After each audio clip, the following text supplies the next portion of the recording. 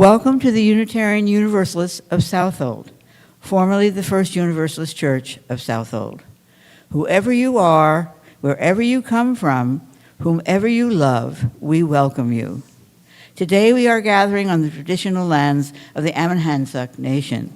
My name is Susan Johnson. I'm a member of the congregation and also the worship committee, among others committees. We are glad to see you, whether you are visiting for the first time or come often. If you are not on our mailing or email list, please sign our guest book on the welcome desk as you enter from the parking lot. You will then receive the Free Spirit newsletter each month and hear about upcoming events. Copies of the newsletter are on the action table to the left as you enter behind me. Please like us on our Unitarian Universalist YouTube page, and we are also still on Facebook, but we stream our services through the YouTube channel. The action table has other information that you may find interesting. Also for your use, there are masks and hand sanitizers, although they are not required. We offer many ways to serve this community, from providing hospitality to flowers and ushering on Sunday mornings to joining our social action and other committees. Please stay after the service for coffee, refreshments, and lively conversation. On the back of your order of service are announcements. On February 2nd, the North Fork Action Center presents Minerva Perez. She is from OLA, the Organization of Latin Americans, and it will be a very exciting talk. This group is doing a great deal of work for our immigrants. February 3rd, we have yoga meditation, as we have every Tuesday at 10:30. February 3rd, the Covenant Group, topic, A New Beginning. February 4th, and weekly, Charlotte Music Class Piano Voice Chorus at 3 p.m. February 8th, the Sunday service is Travel to the Holy Land with Rabbi Gadi Capella and Charles Lehner as co-presenters. February 11th will be the Social Action Committee and 8th Principal Task Force at 4. And February 15th, Sunday service is Harbors in the Storm with Valerie Freeman in the pulpit. Now, on the 22nd, I think, since I have not been able to find someone to speak, that I will ask Patty to help me do a service on stewardship, because it's a very important part of growing our church. So I hope those of you who are interested in being a part of our stewardship, please come to the service. Are there any other announcements? Yes, Charles.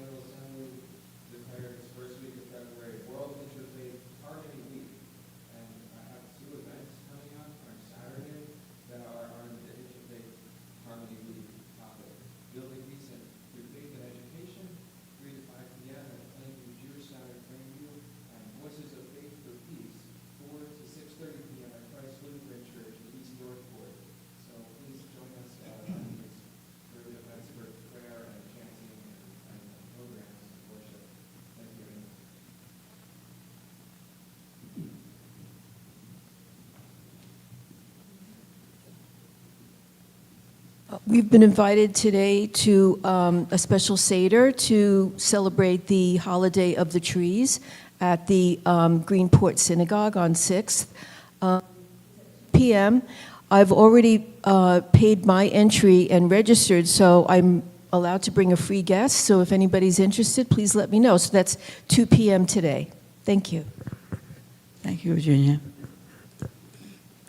We also, don't forget Winterfest, and we always are looking for folks to man the table that we have. That would be the 21st. Dress warmly. That's a lot of fun, but it's very cold.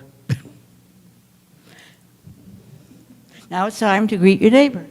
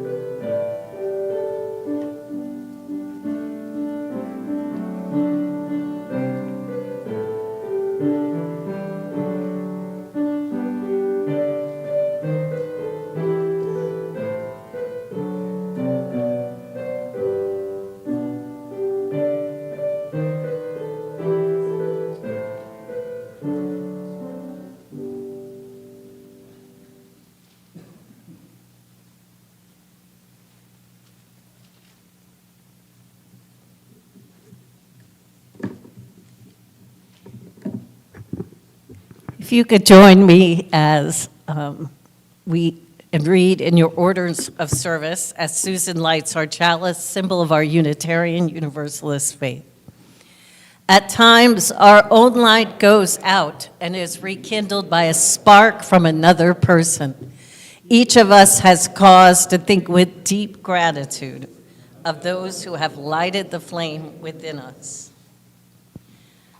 Our opening words this morning are those of Michelle Collins.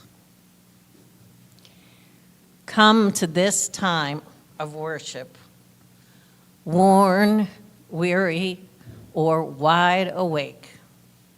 In this gathering, we acknowledge the pressure of living, the tender ache of persisting through uncertainty, the courage of continuing when clarity is distant.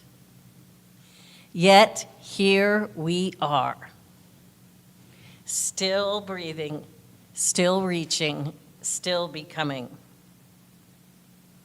Today, let us embody resilience together, not as armor, but as the soft, stubborn practice of returning to ourselves, to one another, and to the work of love.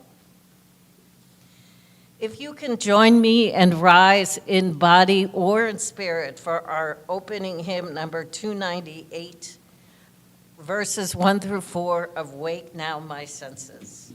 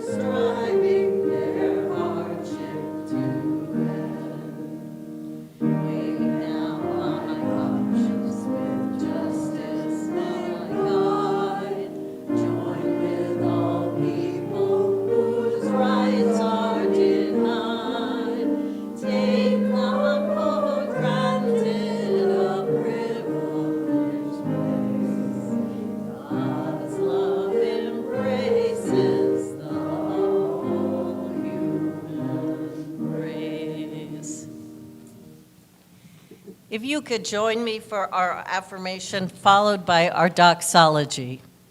Love is the spirit of this congregation, and service its law. This is our great covenant, to dwell together in peace, to seek the truth in love, and to help one another.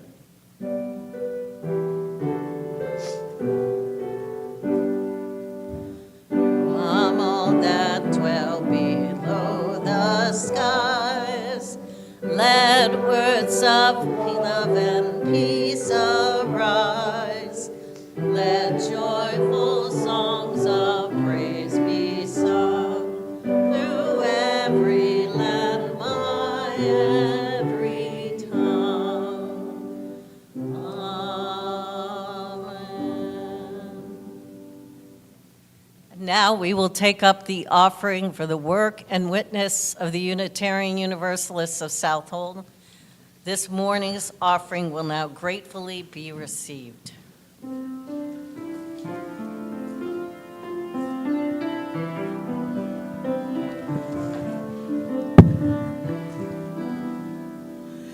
This land is your land, this land is my land, from California to the New York Island, from the redwood forest to the Gulf Stream waters. This land was made for you and me. As I was walking that ribbon of highway, I saw above me that endless skyway. I saw below me that golden valley. This land was made for you and me. This land is your land. This land is my land. From California to the New York Island, from the redwood forest to the Gulf Stream water. This land was made for you and me.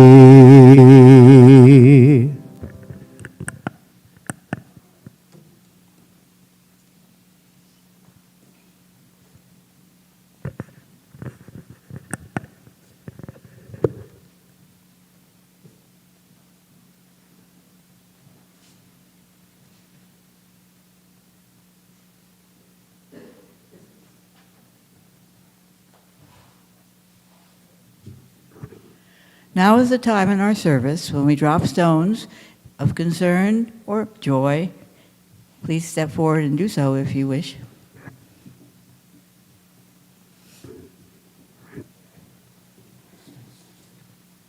This is a stone of joy that Saturday Night Live had 1,000 seasons, or I'm sorry, episodes, and they had an interesting message, something about Long Island, and was mentioned, and also a Christian message. You need Jesus.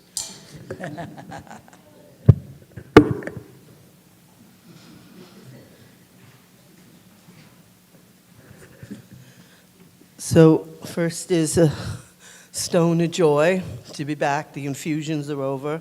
I still have the PIC line till I see the NT, but so far I think everything is on the mend. And then, of course, I need another 3,400 stones for everything that's going on, for the violation of rights, due process, everything that is just so unthinkable with the Gestapo ICE marching around. And just pray that somehow we get through this in a way that doesn't permanently damage our government.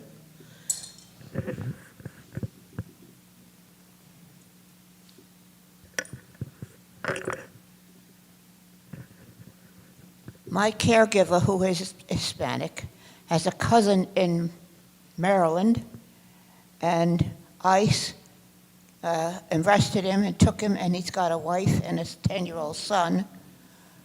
So she's going to have to book a flight back to Guatemala, and you know who is going to take her cousin. I just don't understand how they get away with these things. It's just...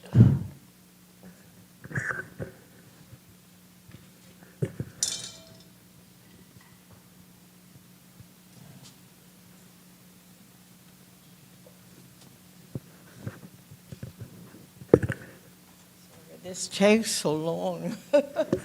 I just want to have 2 stones for Patty and Brian McManus.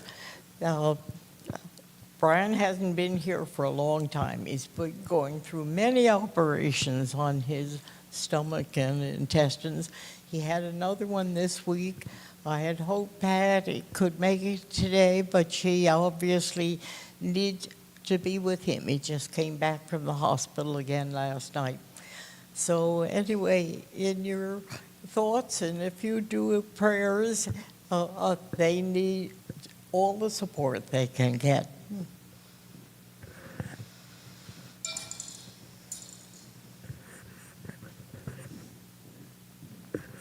My stone is one of joy and concern at the same time because my mom's partner, Ben, came home on Tuesday. So that's the joy, and all the rest is the concern.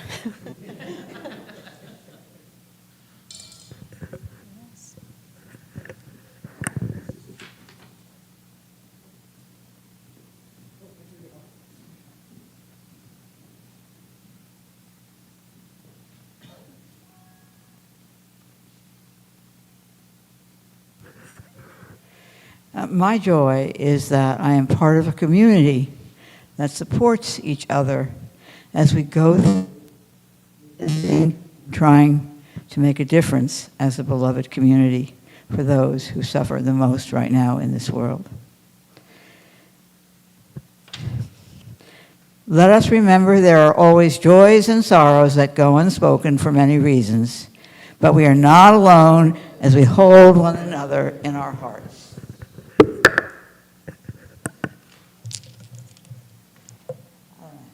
I can't put 38 stones in, I'll just put a handful.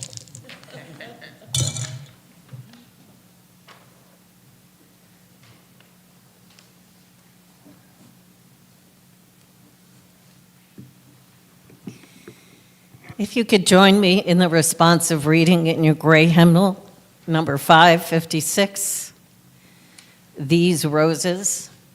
I will read the print if you could respond with the italicized words.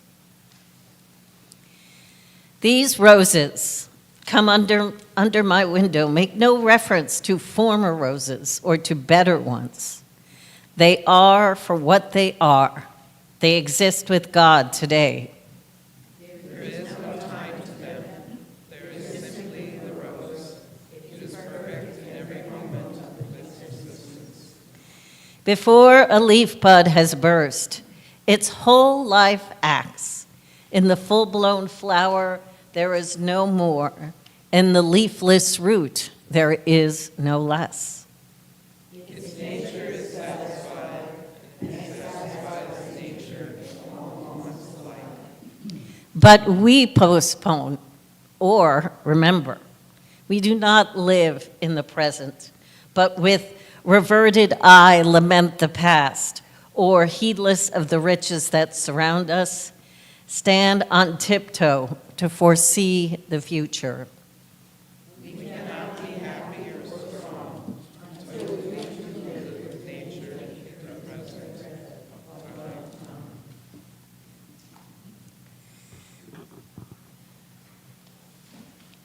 When online shopping took off 20 years or so ago, one website appeared to offer something different. Etsy promises to connect the small business home crafter, the knitter, the woodworker, the purveyor of all things handmade to a wider marketplace. Now you can order a scarf inspired by your favorite science fiction show, or get a handcrafted, personalized ceramic food bowl for your pooch, Sparky. Quick on the heels of Etsy came another book and website, Regretsy. Because as fast and relentless as the internet can produce something, it can produce its parody, Regretsy, a website and book cataloging the things which looked truly exciting when you ordered them online, but less so when they arrived in the mail.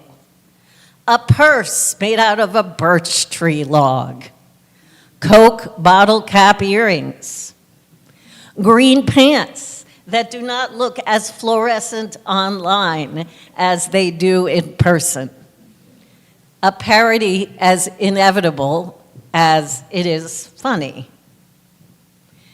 But if our own catalog of regrets was always this unimportant or funny, we would count ourselves lucky. The landscape of regret, after all, is as vast as it is varied. We regret those small decisions we made that became habits, habits that built up over time and harm us most of all in a direct way. Or we can look back on one or two singular decisions that turned our lives sharply down one road or another. We may regret our addiction to food or gambling or alcohol. We regret not doing enough to protect others from intolerance, not writing to the editor when we were angry, not showing up to speak out. We regret not stopping bullies. Or maybe we regret that we lost touch with a friend or did not heal a rift with a relative in time. We regret that we didn't pursue our passion for acting or writing or just start our own business. No matter if the choice we made happened last week or 20 years ago, regret can cling to us like a cough that limits the air we breathe. And yet, at the same time, to meet a person who has no regrets makes us wonder about them. For what kind of heart does not worry about the impact of their actions on others?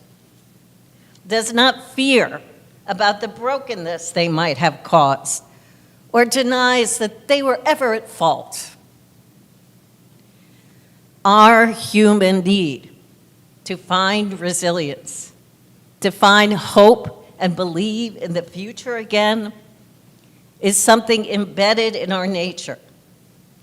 Is it any wonder that many of the world's faith traditions have created rituals that help us move on from remorse and regret to forgiveness, sacraments of confession or purification, theologies and scriptures of atonement?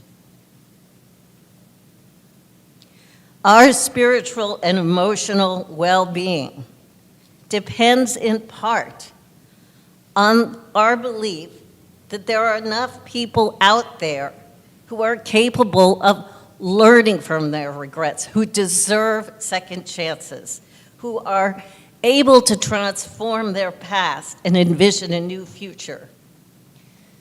We want to believe that there is a future where the past mistakes and patterns are not repeated endlessly. Who doesn't wish to turn to a fresh page with the tools of the artist besides us, ready to illuminate a new world and a better future? Who doesn't seek to have confidence that the whole world can be redrawn? But I don't think it is regrets by themselves that keep us from feeling resilient. It is our response to them that does. When those in power seek to erase problematic histories of injustice or racism, to manufacture a false sense of eternal superiority, as has been done in this country recently, to museums and monuments, to George Washington's birthplace. They attempt to erase the past rather than move forward with it. Yet, time and time again, truth-telling in the face of regret bears such richer fruit. In South Africa, in Canada, in Australia, and in many other places where historic injustice has been visited against indigenous people, in particular by colonizers, practices of truth and reconciliation invite us to move from mere apology to an ongoing learning process of prevention and relationship building. Through truth and reconciliation, regret turns into hope, not denial. Individually, when we are able to take the step of naming our regrets and seeking with humility the support of friends and family, we may turn to the practice of making amends, or we call it embarking on restoration.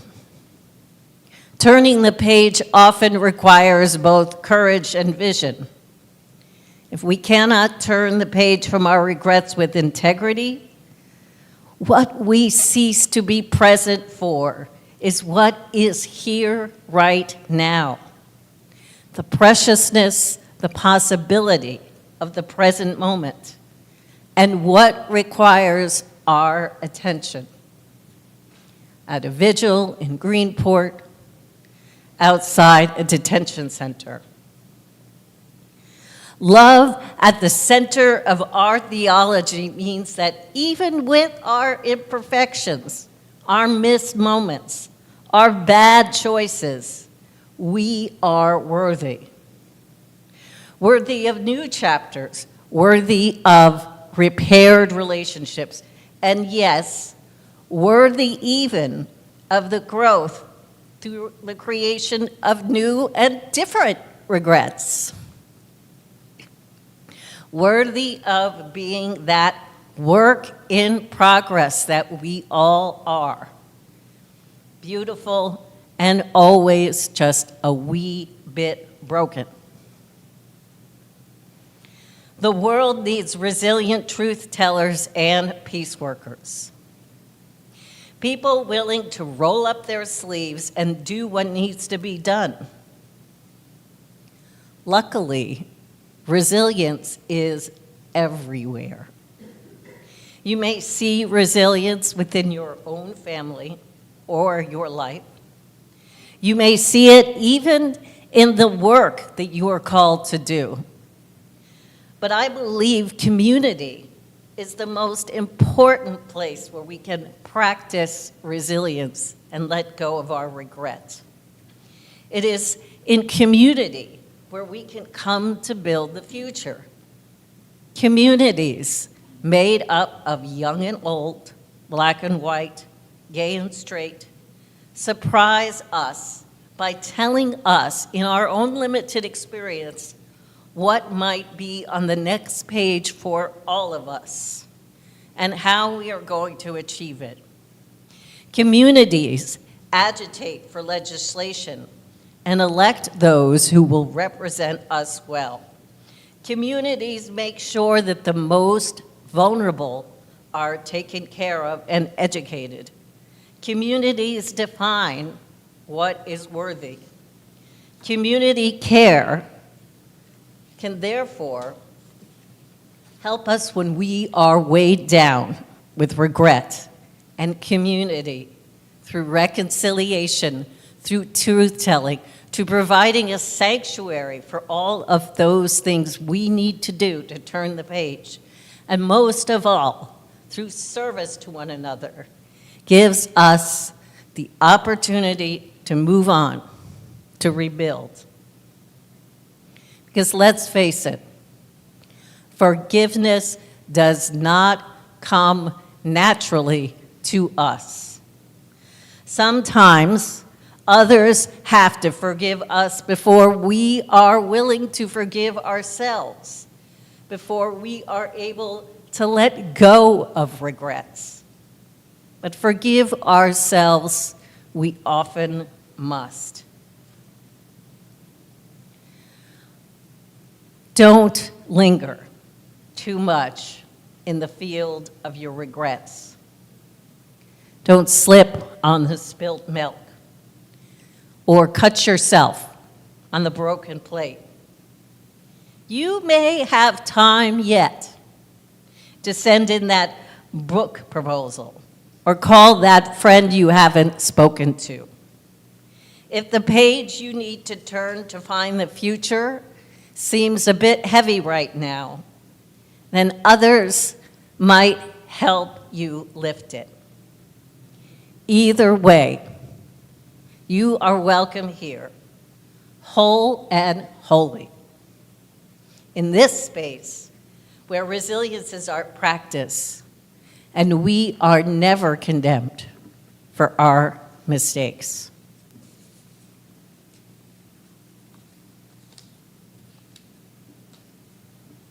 Amen.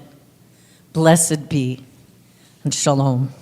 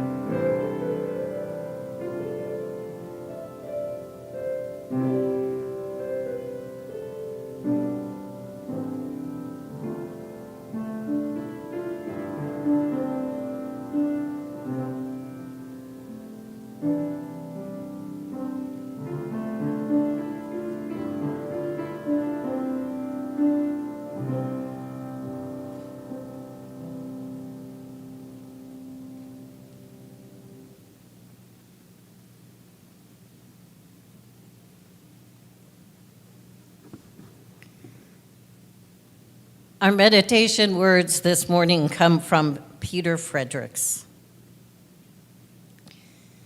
I wish I was like the trees who let their leaves go gracefully, without regret, or the tumbling stream that flushes silt to sea, exchanging murkiness for blessed clarity, or the dandelion who bows its head to the subtle breeze, unleashing its future without fear of or loss.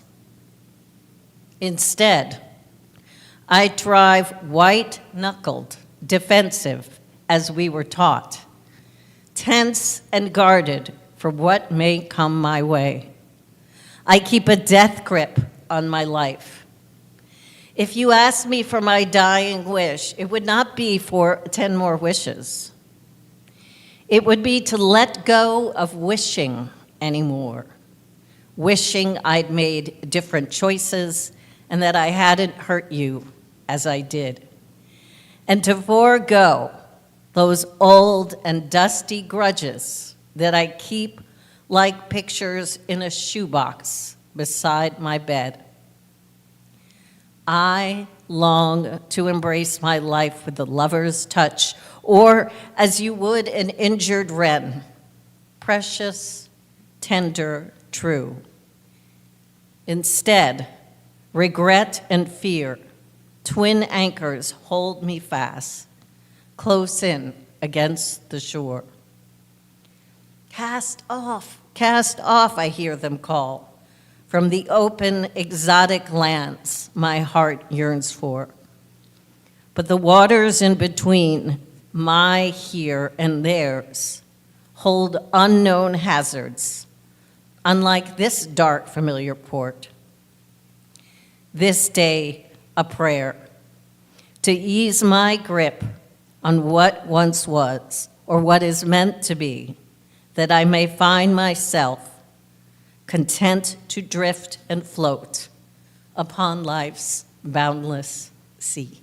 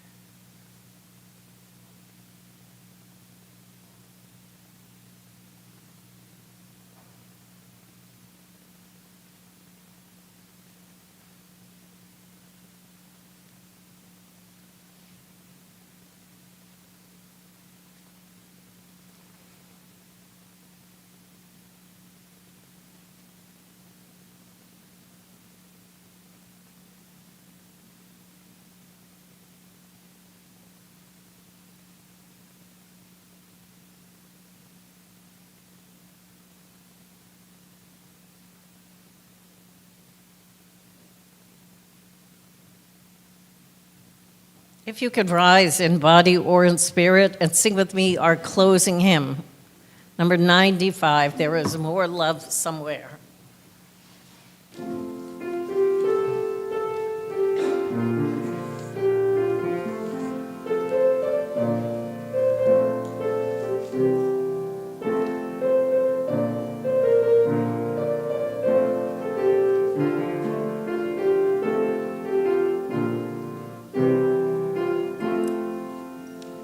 There is more love somewhere. There is more love somewhere.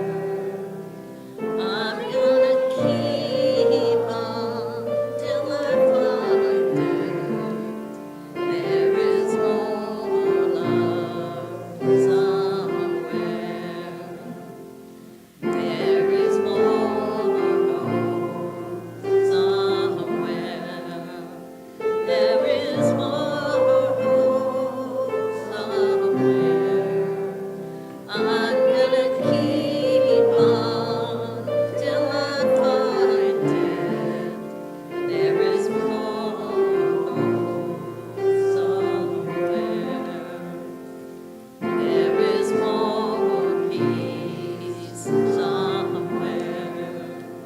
There is more peace somewhere. I'm gonna keep on till I find it. There is more peace somewhere.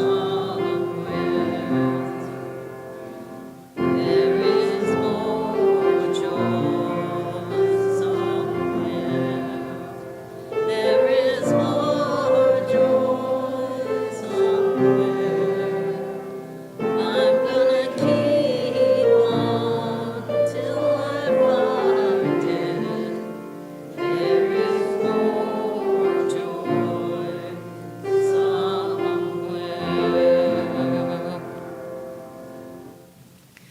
Our closing words this morning are those of Alana Westbrook. Let every moment be a prayer. With every sip of tea, let your lips move in thanksgiving. Be fully present to every stroke of the hairbrush, every cup of milk you pour for the children. Be present without judgment or regret, without plans or expectations or even dreams. And every moment becomes a prayer. If you could join me as I extinguish our chalice. We extinguish this flame, and not the light of truth, the warmth of community, or the fire of commitment. These we carry in our hearts until we are together again.